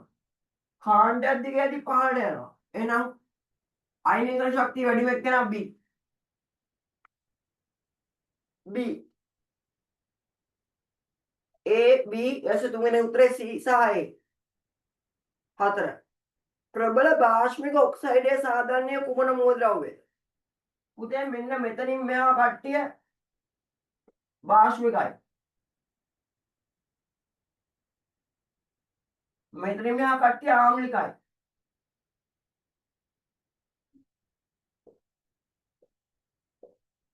මෙන්න මේ මැද ඉන්න කට්ටිය උභය භූමි. එතකොට පුතේ මේ කෙලවරට යද්දී ආම්ලික බව වැඩි වෙනවා. මේ පැත්ත කෙලවරට යද්දී භාෂ්මික බව වැඩි වෙනවා. එහෙනම් උත්තරේ C. භාෂ්මික ඔක්සයිඩය හදන්නේ කවුද පුතේ? C. හරි. 4 D මුහුදු ජලයේ තටාකවල රැස් කර තැබීමෙන් ලුණු නිස්සාරණය කරයි. මුහුදු ජලයේ ඇති ලවණ අතරින් පළමු තටාකයේ තැන්පත් වන ලවණය කුමක්ද?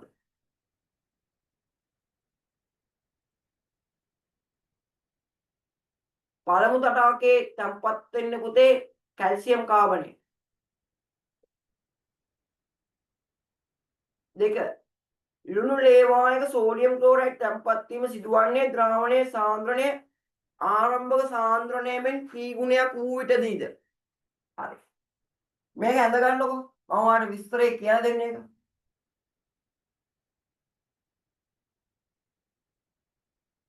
ඔබගේ අච්චු පොත තියෙනවා නම් ඔබ පෙරලා ගන්න 11 වසර විද්‍යාවේ තුන්වෙනි පාඩමේ ලුණු නිස්සාරණය එක තැනක් තියෙනවා. මම පොඩි chart එකක් අඳලා දෙන්න යන්නේ. මේ මිශ්‍රණ පාඩමේ අකට තියෙනවා පුතේ ලුණු නිස්සාරණය කියලා එකක්. ඒ තියෙන්නේ පුතේ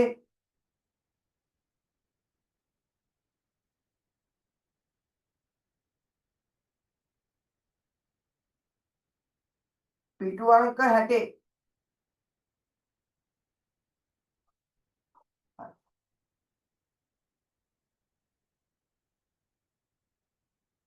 පිටු අංක 60.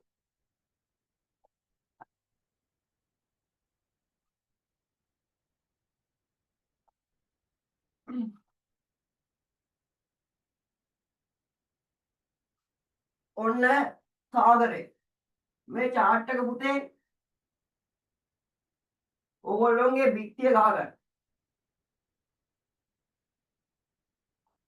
මෙන්න පළවෙනි තටාකයේ ගැඹුරු වැඩි. ඇයි වතුර ප්‍රමාණය වැඩි. ඊට පස්සේ අපි ඒකෙන්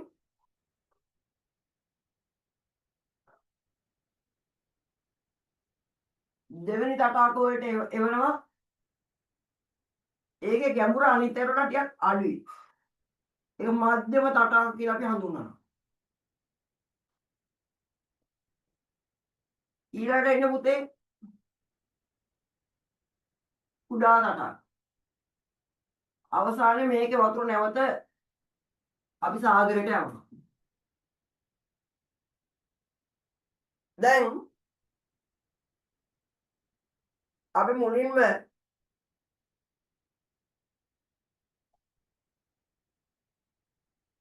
මුල්ම ජලයේ සාන්ද්‍රණය x කියලා ගමු අපි. ඝන ඩෙසිමීටරයට මවුල x කියලා ගමු. එතකොට පුතේ මෙන්න මෙතන 2x වුණාම මේ පළවෙනි තටාකේ 2x වුණාම මේක කැල්සියම් කාබනේට් අවක්ෂේප වෙනවා. ඒක සරින් සරේ මේක සාන්ද්‍රණය අරන් බලනවා. මුල් ජලයේ සාන්ද්‍රණය x එක 2x වුණොත් කැල්සියම් කාබනේට් නෑ. ඒ 2x වෙච්ච ගමන් අපි මෙන්න මෙතන කරාමේ අරිනවා. ඇරිනිකම් මේ ටික ඔක්කොම ලෝඩ් එක මෙහෙට. දැන් ඒකත් ඉරේලිය වැටෙන්න තියෙනවා. දැන් මධ්‍යම ප්‍රමාණයට ආවා. ආවට පස්සේ මෙයක් දැන් වාෂ්ප වෙවි යනවා. දැන් වාෂ්ප වෙනවා කියන්නේ ජලයේ නැති වෙනවා සාන්ද්‍රණය වැඩි වෙනවා. මෙයා 4x වෙන්න ඕන. ආරම්භක සාන්ද්‍රණය වගේ 4 ගුණයක් වෙනවා. ඒ වෙද්දි මෙතන කැල්සියම් සල්ෆේට් අවශ්‍යක වෙනවා. ඊට පස්සේ මේ කරාමේ අරිනවා. ඔන්න මෙතනට එනවා. ඔන්න පුතේ ඊළඟ තුන්වෙනි තටාකට ආවට පස්සේ මේ x වගේ 10 ගුණයක් මුහුදු ජලයේ සාන්ද්‍රණය වගේ 10 ගුණයක් වෙනකොට මෙතන සෝඩියම් ක්ලෝරයිඩ් අවශ්‍ය වෙනවා. ඒ එකම වෙයි මැග්නීසියම් සල්ෆේටුයි මැග්නීසියම් ක්ලෝරයිඩුයි අවශ්‍ය වෙනවා පුතේ. එතකොට මේක තිත්ත රසයක් එනවා. ඒ නිසා තමයි ලුණු අරගෙන මාස 6ක් විතර කඳු ගහලා තියෙන්නේ. ඒ කඳු ගහලා තියෙනකොට පුතේ ඒ කන්දට මේක වතුර ටික කඳු ගහලා තියෙදි වැස්සට අහු වෙලා මේ කඳු වල තියෙන ජලාකර්ෂණය ඇත්තට මේ ලවණ ටික දිවිලා යනවා. ඊළඟට මේ ලුණු ටික අපිට පැකට් කරලා ඉවරනවා. අපි දැන් කන්නේ පුතේ දැන් හදන ලුණු නෙමෙයි. ඔය දැන් සමහර කියන දැන් ලුණු නෑ. ඒකට හේතුව මීට මාස 6කට අවුරුද්දකට කලින් ලුණු ඇදිලා නෑ. අපි දැන් කන්නේ මීට මාස 6කට අවුරුද්දකට කලින් ලුණු. ඒතොර ඒ ලුණු හදන්න ඕනේ හරි ක්‍රමයෙන්. ඒතොර මෙන්න මේ තමයි පුතේ ක්‍රමය. ඊට ඊළඟ ඉතුරු ජලය ටික මෙහෙට යවනවා. දැන් මේ සාන්ද්‍රණ සටහනත් එක්ක ටක් දාලා මේක ඇඳගන්න. මේ සටහන් ක්‍රමයෙන් පුතා ඔළුවට දාගන්න. අතිශය වැදගත්.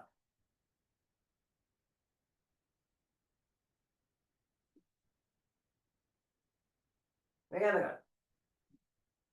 ඔයගොල්ලෝ පේපර් ක්ලාස් එක තියෙනවා ඉරිදා උදේ 9 ඉඳන් 11 වෙනකම් මගේ සිද්ධාන්ත පන්ති තියෙන තැනුත් ඔබට දැනගන්න පුළුවන්. ඒ වගේම තමයි මගේ සිද්ධාන්ත පන්ති යන ළමෙක් නම් පේපර් ක්ලාස් එක මම ගන්නේ 800යි. හැබැයි මගේ සිද්ධාන්ත පන්තියේ නැති එක්කෙනෙක් නම් රුපියල් 1000ක මුදලක් අය කරනවා. පේපර් එකත් එවනවා ඒගොල්ලන්ට කලින් උත්තරලය තියාගන්න. මෞලික සම්මන්ත්‍රණයට මගේ හැම එක්කෙනාගෙන් මම රුපියල් 500ක මේක ගන්නවා. හේතුව හොඳ ටියුට් එකක් එනවා. ඒක බලපු ගමන් කියවලා ඉගෙන ගන්න පුළුවන්. මෞලික සම්මන්ත්‍රණය සඳහා සහභාගී වෙන්න යාළුවන්ව දැනුවත් කරන්න. ඒක ඔන්ලයින් තාක්ෂණයෙන් තියෙන විශාල සම්මන්ත්‍රණයක්.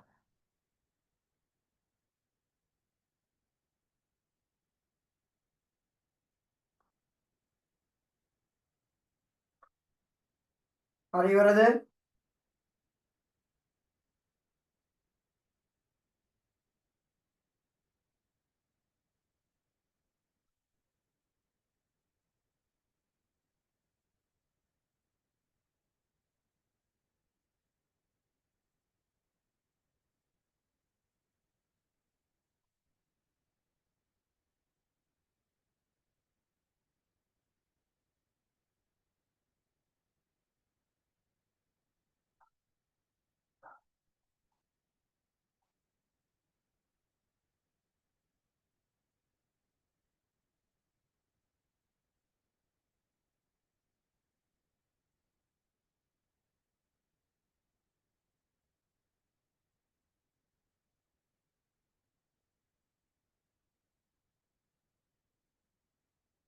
හරි.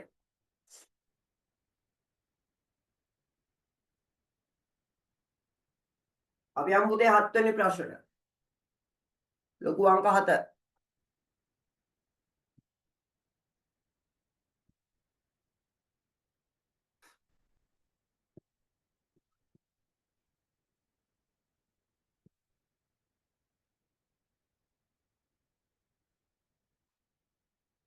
හරි.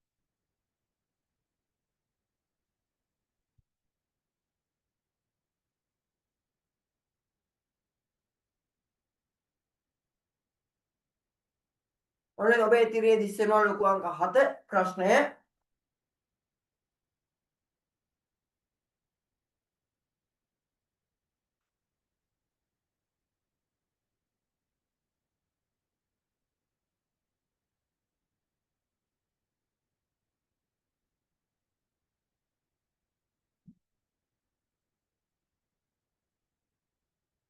දහය ms ශ්‍රේණික ප්‍රවේගයෙන් ගමන් කරමින් තිබූ මිනිසුන් සහිත සෝපානයක් තප්පර 5ක් තුලදී 20 ms ශ්‍රේණික ප්‍රවේගයක් අත්කර ගනිමු.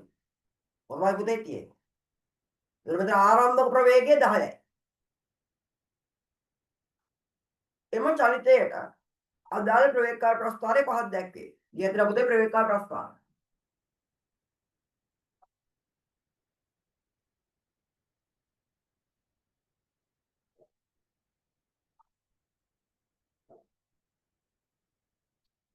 මෙතන 10යි. මෙතන 20යි. ms ශ්‍රේණිය එකයි. ඒතර ආරම්භක ප්‍රවේගය පුතේ 10යි. මේ එහෙම 10න් ගියපු එකට තමයි තොරණයක් දීලා තියෙන්නේ. ඒතර මෙතන කාලය තප්පර 5යි.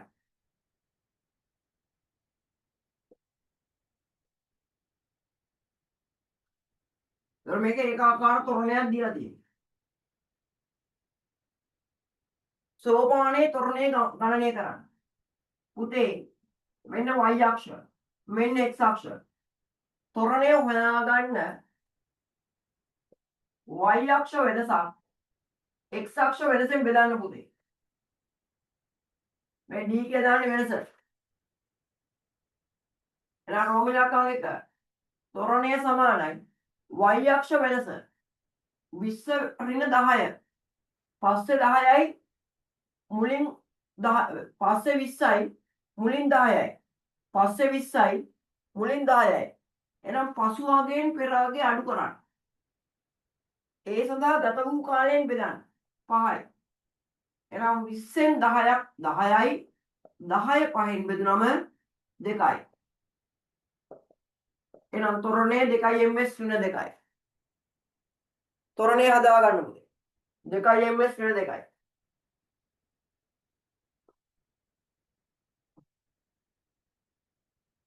2යි ms ඍණ 2යි. 2 එම කාලය තුල සෝපානයේ විස්ථාපනය ගණනය කරන්න. විස්ථාපනය සමානයි මෙන්න මේ ත්‍රිකෝණයේ වර්ගඵලය.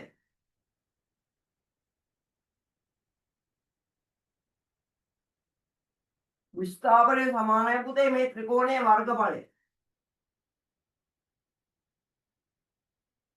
හරි. එහෙනම් 2 විස්ථාපනය අපි හොයන්නේ ත්‍රිකෝණයේ වර්ගඵලය. භාගයයි ආධාරකය 5යි ලම්බ උස 10යි. ඇයි මේ උස 10යි? ආධාරකය 5යි මේ පහට මේ පහ සමානයි. සමාන්තරාශ්‍රයක සම්මුඛ පාද සමානයි. දැන් මෙතන 5යි නම් මේකත් 5යි. ආධාරකය 5යි ලම්බ උස 10යි. එහෙනම් මේක නම් 5යි 5 වරක් 5 25යි. එයා මීටර් 25ක් ගිහලා තියෙනවා සෝපානය. මීටර් 25ක් ගිහලා තියෙනවා සෝපානය. හදාගන්න. මීටර් 25ක් ගිහලා තියෙනවා සෝපානය. හරි. 3 පුද්ගලයන් සහිතව සෝපානයේ ස්කන්ධය කිලෝග්‍රෑම් 500ක් නම් එම තොරණයෙන් චලනය වීමට ක්‍රියා කළ යුතු අසමතුලිත බලය ලේසි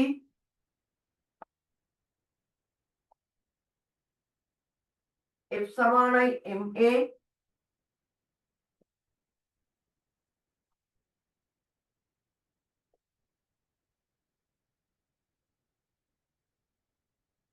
M කියන්නේ 500යි කිලෝග්‍රෑම් A කියන්නේ අපිට ආවේ 2යි එහෙනම් 500 වරක් 2 1000යි නිව්ටන් අසමතුලිත බලය 1000යි හදාගන්න.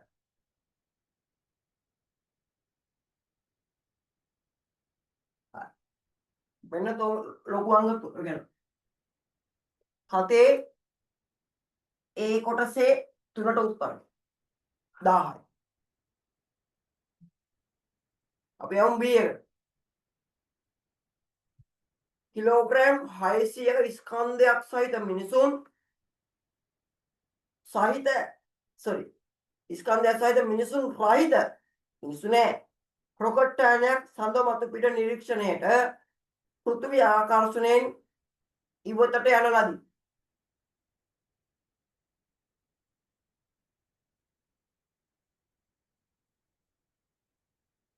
පෘථිවිය මතදී එහි බර කොපමණද? පුතේ එතන ජීව ලගේ 10යි කියලා ගන්න. ප්‍රින්ටිං මිස්ටේක් එකක් තියෙනවා. පොඩක් බලන්න අමතක වුණා.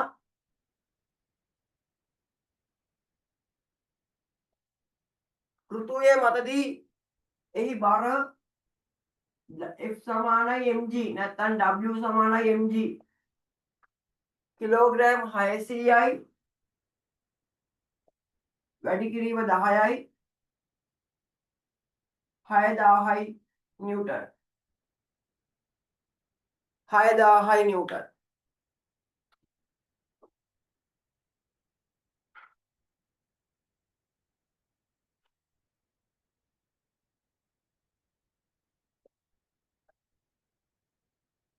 සඳ මතු පිටදී කොහොමද වෙන්නේ? බර අඩු වීමට හේතුව කුමක්ද කියලා අහනවා. උදා සඳේ ගුරුත්වාකර්ෂණයට වඩා සඳේ ගුරුත්වාකර්ෂණය පෘථිවියේ ගුරුත්වාකර්ෂණයට වඩා 6න් එකයි. ඒ කියන්නේ පෘථිවියේ Earth G 10යි. හැබැයි සඳේ G 10 බෙදීම 6යි. ඒ කියන්නේ මේ ගාන වගේ 6න් එකයි. අපේ ගුරුත්වාකර්ෂණ බලය වගේ 6න් එකක් තමයි හිටියේ. එහෙනම් අපි සඳ මතු පිටදී W මූන් කියලා දාමු රොකට් එකේ. ඒක ස්කන්ධය වෙනස් වෙන්නේ G හැබැයි G මූන් දාන්න වෙන්නේ. 600 වැඩි කිරීම 10 වැඩි කිරීම 6න් එක. එහෙනම් මෙතන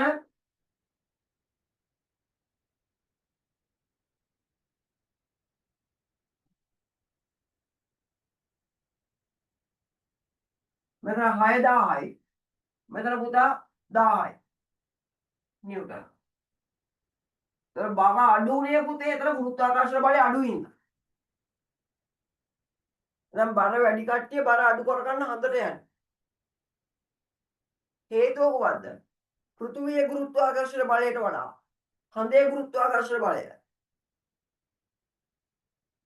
අඩුයි. ඒ සංඛ්‍යාත්මක අගේ 6න් එකක්. බර අඩු වීමට හේතුව පෘථිවියේ ගුරුත්වාකර්ෂණ බලයට වඩා සඳේ ගුරුත්වාකර්ෂණ බලය අඩුයි. ඊට යානයේ පෘථිවියේ මතින් නික්මීමේදී ක්‍රියා කළ නිව්ටන්ගේ නියමය කොහොමද? නිව්ටන්ගේ 3 වෙනි නියමය. නිව්ටන්ගේ 3 වෙනි නියමය.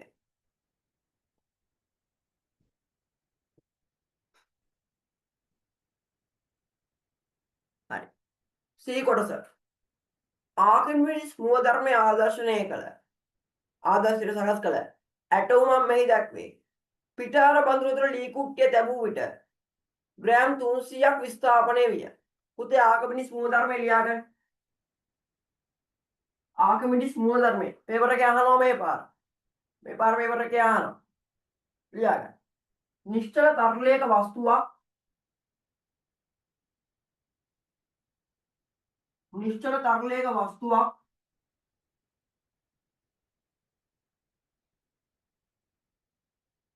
නිශ්චල තරලයක වස්තුවක් සම්පූර්ණයෙන් හෝ අර්ධ වශයෙන් ගිලී පවතින විට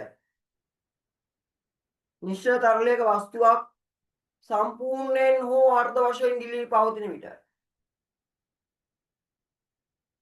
එම වස්තුව මගින් විස්ථාපිත තරල පරිමාවේ බරට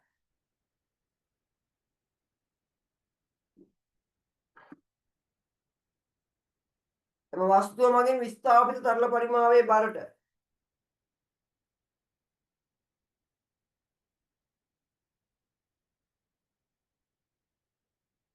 එම වස්තුව මගින් විස්ථාපිත තරල පරිමාවේ බරට එම වස්තුව මත ක්‍රියාත්මක වන උඩුකුරු තෙරපුම් බලය සමාන වේ. එම වස්තුව මත ක්‍රියාත්මක වන උඩුකුරු තෙරපුම් බලය සමාන වේ. ලියා ගන්න අපහසු වුණොත් වැඩි දුක් හිතන්න එපා. වීඩියෝ එක ඔබට එනවා ඉස්සරහට. මේ රෙකෝඩින් එකත් ඔබට මම දානවා. මේ පේපර් එකට අදාළ රෙකෝඩින් එකත් මම ඔබට දානවා. එතන පස්සෙත් ආයෙ බලා ගන්න පුළුවන්. නිශ්චල තරලයක වස්තුවක් සම්පූර්ණයෙන් හෝ අර්ධ වශයෙන් ගිලී පාවෙන විට සම්පූර්ණයෙන් හෝ අර්ධ වශයෙන් ගිලී පාවෙන විට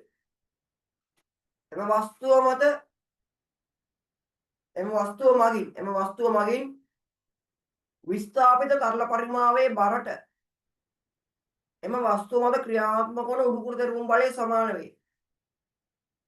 ඒ කිව්වේ ආකිමිඩිස් හිටිය පුතේ ආකිමිඩිස් හිටියේ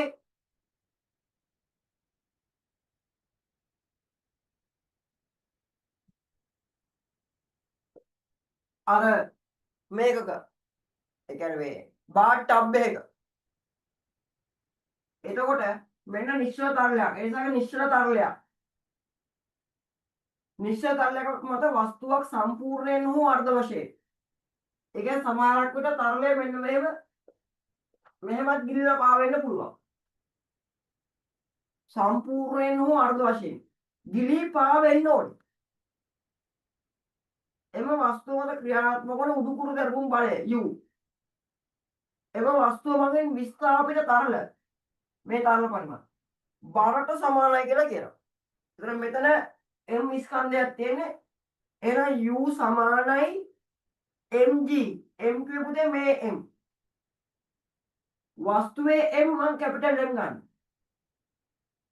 එම වස්තුව මගින් විස්ථාපිත තරල පරිමාණයේ බරට සමානයි. හැබැයි මේ වෙලාවේ වස්තුව පාවෙන හින්දා උඩුකුරු තෙරපුම් බලයට වස්තුවේ බරත් සමානයි. ආකිමිඩිස් මූලධර්මය ලියන්න. ලියලා තියෙන නිශ්චල තරලයක වස්තුවක් සම්පූර්ණයෙන් හෝ අර්ධ වශයෙන් ගිලී පාවෙන විට එම වස්තුව මගින් විස්ථාපිත තරල පරිමාවේ බරට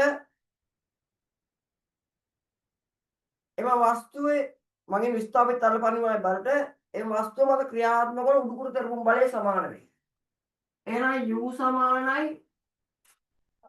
mg පළවෙනි සමීකරණය. තවද u සමානයි w. ඒ කියන්නේ වස්තුවේ බර.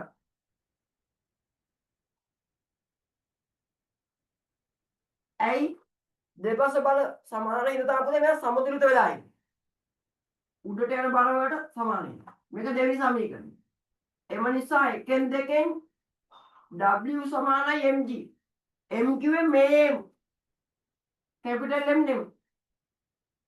m කිව්වේ පුතේ මේ m විස්ථාපිත තරල පරිමාණ. එහෙනම් ග්‍රෑම් 300 කිලෝග්‍රෑම් කරගන්න 1000න් බෙදන්න. g වලගේ 10යි. එහෙනම් බිංදුවට බිංදුවයි බිංදු දෙකට බිංදු දෙකයි නිව්ටන් 3යි. හදාගන්න. හදාගන්න.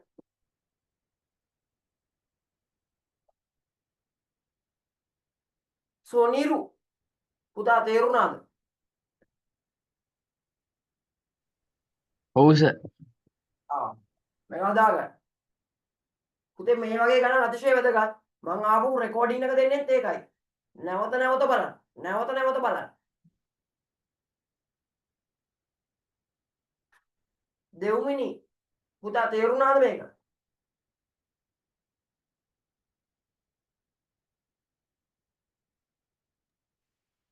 ඔව් සර්. මේව හොඳට බලන්න පුතේ. මේ ගණන් අනිවාර්යයෙන් එනවා මේ පාර පේපර් එකේ. තව යාළුවන්ට කියන්න එන්න කියලා මේ පේපර් ක්ලාස් එක. අනිවාර්ය වැදගත්. හරි. හදාගත්තනේ. එහෙනම් මම යනවා ඊළඟ ගානට. තව චුට්ටයි. D කොටස. මේ වාමාවර්ත පූර්ණය කොහොමද?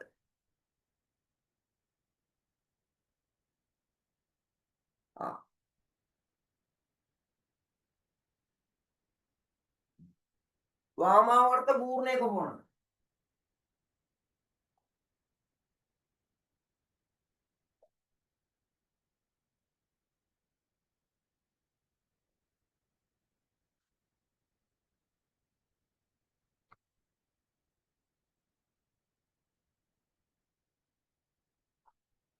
මෙන්න සමතුලිතයි. මේ පැත්තට කැරකුණොත් පුතේ දක්ෂිණාවර්ත පූර්ණය. අර ඔර්ලෝසිය කටු වෙන විදිහට. ඒක කැරකෙන්න බලය යන්නේ මෙතන ඉඳන්. එතකොට මේක x1 නම් මේක f1 නම් දක්ෂිණාවර්ත පූර්ණය ඇති වෙන්නේ පුතේ f1 වරක් x1 වලින්. මෙතන ඉඳන් මෙහෙට පුතේ වාමාවර්ත පූර්ණය x2 නම් මෙතන f2 නම් මේක වාමාවර්ත වගු වාමාවර්ත පූර්ණය. මේක හොයාගන්න පුතේ f2 වැඩි කරන්න ඕනේ x2 වලින්. දණ්ඩ සමතුලිත නම් මේ දෙන්න සමානයි. වාමාවර්ත ගුණය දක්ෂිණාවර්ත ගුණය සමානයි. එහෙනම් වාමාවර්ත පූර්ණය අහනවා පුතේ 3m වැඩි කරන්න ඕනේ 12 නිව්ටන් වලින්. 1236යි නිව්ටන් මීටර්.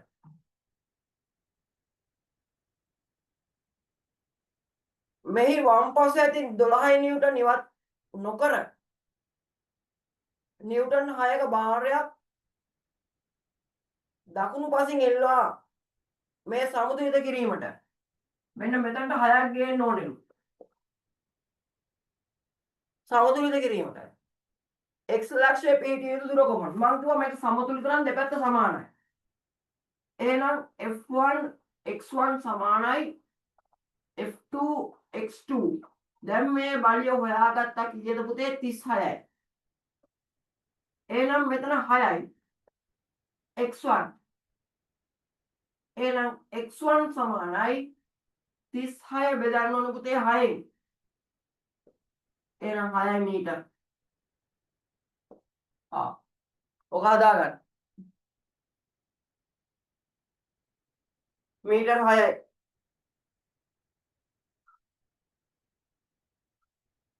හරි. මේක හදාගන්න.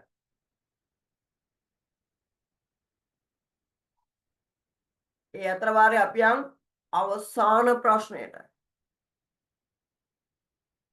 8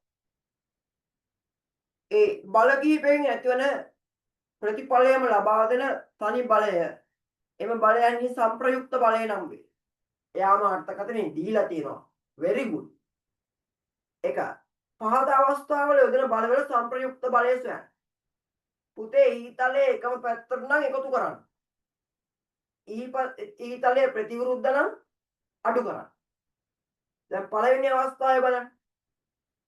ඊතලයේ එකම පැත්තට තියෙනවා. එහෙනම් 20යි 8යි 28යි.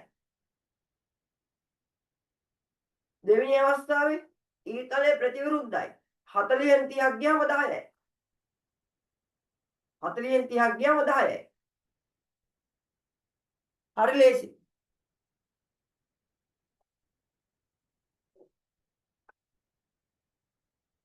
සංප්‍රයුක්ත බලය හොයන්න ඊතලයේ එකම පැත්තට තිබ්බොත් එකතු කරන්න ඊතලයේ ප්‍රතිවිරුද්ධ නම් අඩු කරන්න ලියා ගන්න එක. 8 වෙනි ප්‍රශ්නේ දාලා ලියා ගන්න. සංප්‍රයුක්ත බලයේ සෙවීමට ඊතලයේ එකම පැත්තට නම් එකතු කරන්න. ඔබේ වචනෙන් ලියා ගන්න. එච්චරයි ඕන කරන්නේ. ඊතලයේ ප්‍රතිවිරුද්ධ නම් අඩු කරන්න. එහෙනම් පළවෙනි එකේ සංප්‍රයුක්ත බලය F සමානයි 20 8 28යි.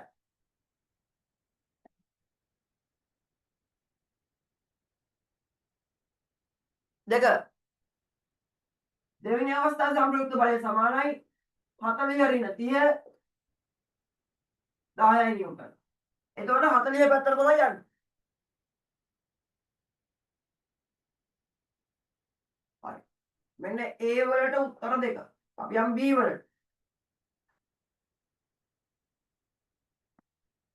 ඝනත්වය 1500යි ඝන මීටරයට කිලෝග්‍රෑම් වන ද්‍රවයක් සීන් නලයකට පුරවා බඳුනක සිරස්ව රඳවා ඇති අරු රූප සරණේ දැක්වේ. වායු ගෝලීය පීඩනය එක වැඩි කිරීම 10.5යි.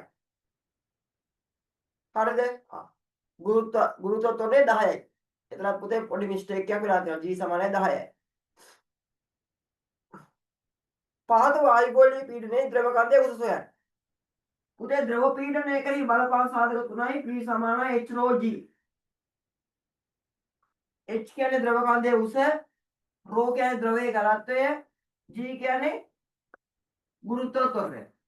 එහෙනම් P සමානයි H rho G. P එක වැඩි කිරීම 10.5 කියලා දීලා තියෙනවා. වායු ගෝලීය පීඩනයට සමාන සාගුදේ කරලා තියෙනවා. H හොයන්න ඕන. rho 1500යි. G 10යි. එහෙනම්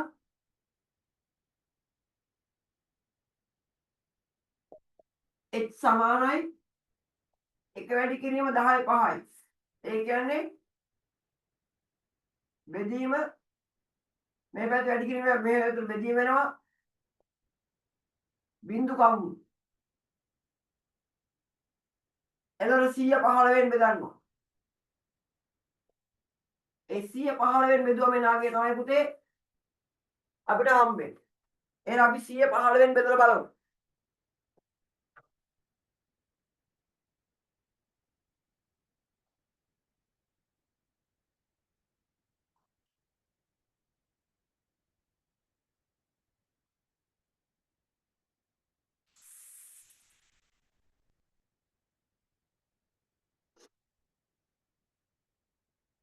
සිය බෙදීම 15 6.66යි. ද්‍රව කන්දේ උස 6.66යි මීටර. හරි. මේක හදාගන්න. සර් මේ සූත්‍රයක් ඉන්නේ වීරෝජී කියලා ඒ මොකට දෙන්නේ? වීරෝජී කියන්නේ උතේ ද්‍රව පරිමාවෙන් ඒ ගන්න එකට. ඒ කියන්නේ අපි එනවනේ දැන් අර උඩුකුරු තෙරපුමේ කතාවේ ඒ උඩුකුරු තෙරපුමේ කතාවේ අර මෙතන පුතේ පරිමාවත් එක්ක ගන්න කතාවක් තියෙන්නේ. V කියන්නේ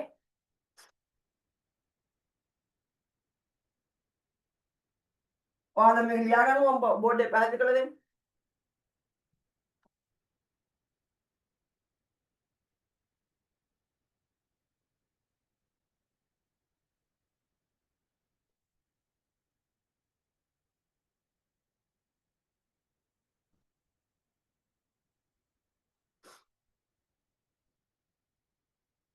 හරිද? මම අහනවා.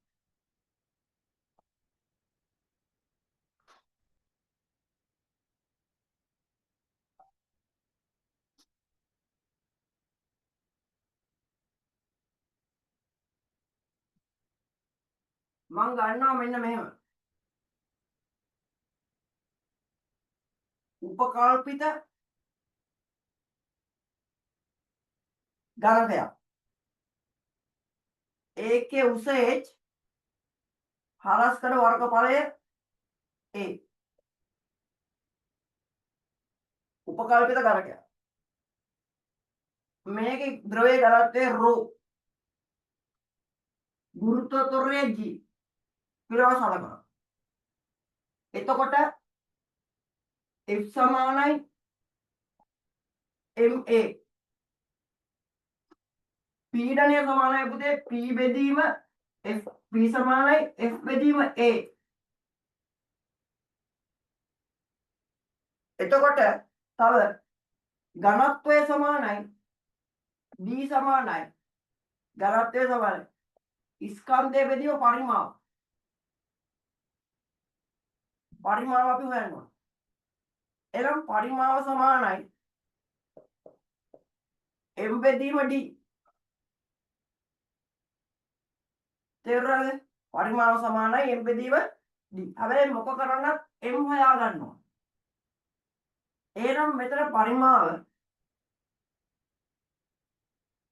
ah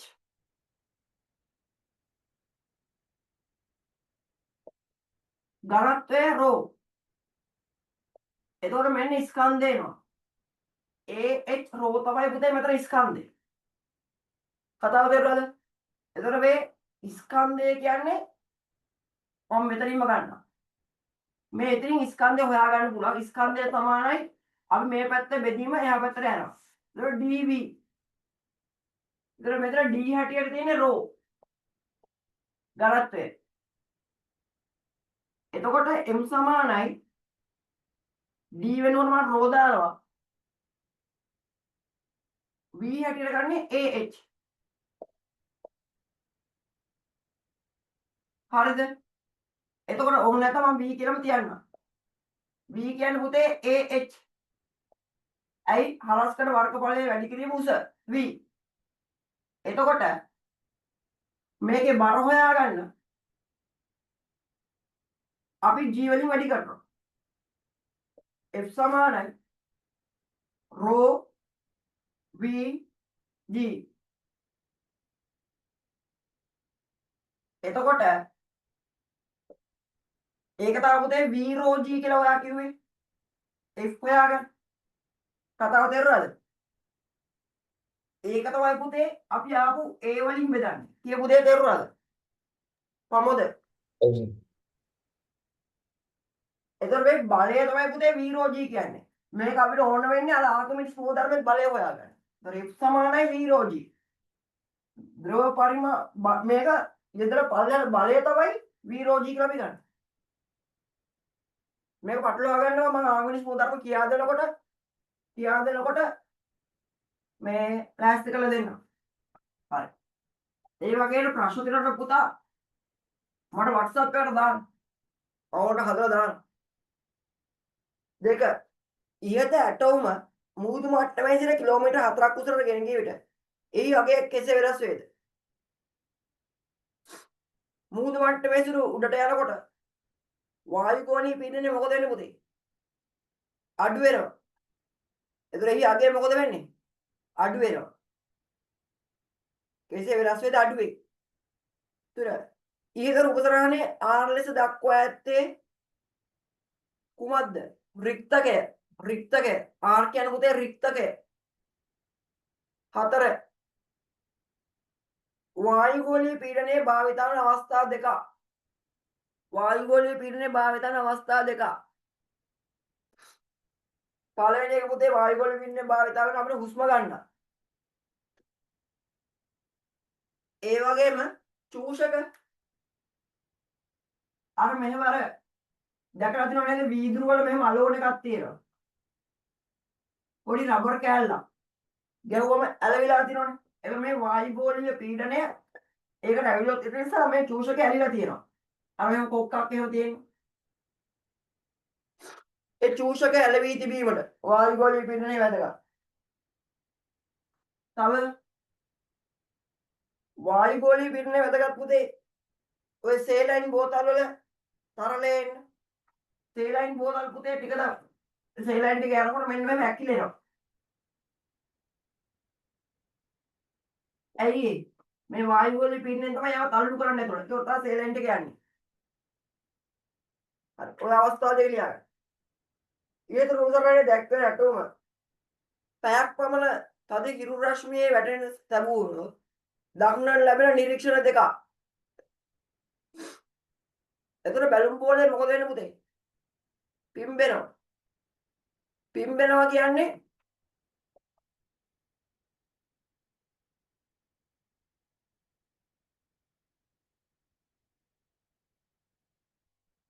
මෙන්න පළවෙනි අවස්ථාව මම අඳිනවා.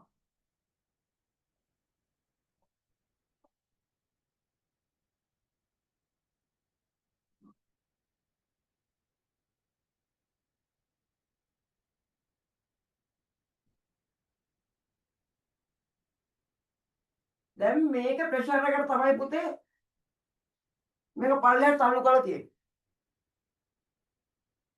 එතකොට මේ P1 දෙවෙනි අවස්ථාවේදී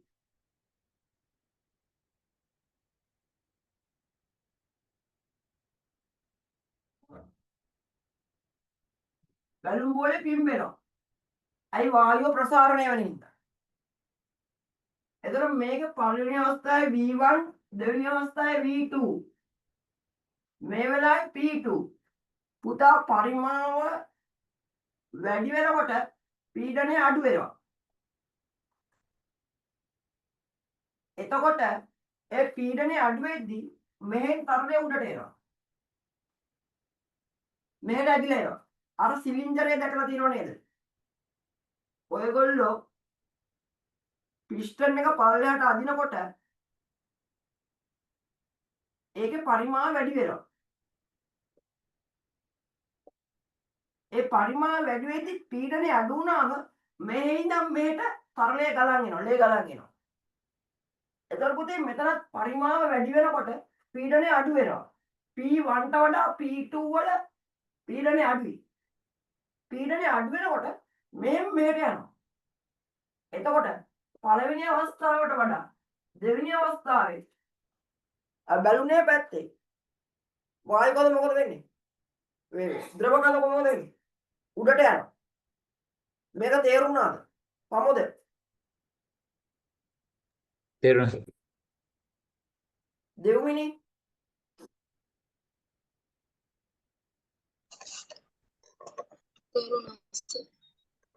සොනේරු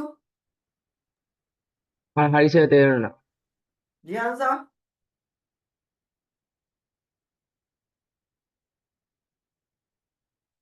එහෙනම් නිරීක්ෂණ දෙක බැලුම් බෝලේ පිම්බේ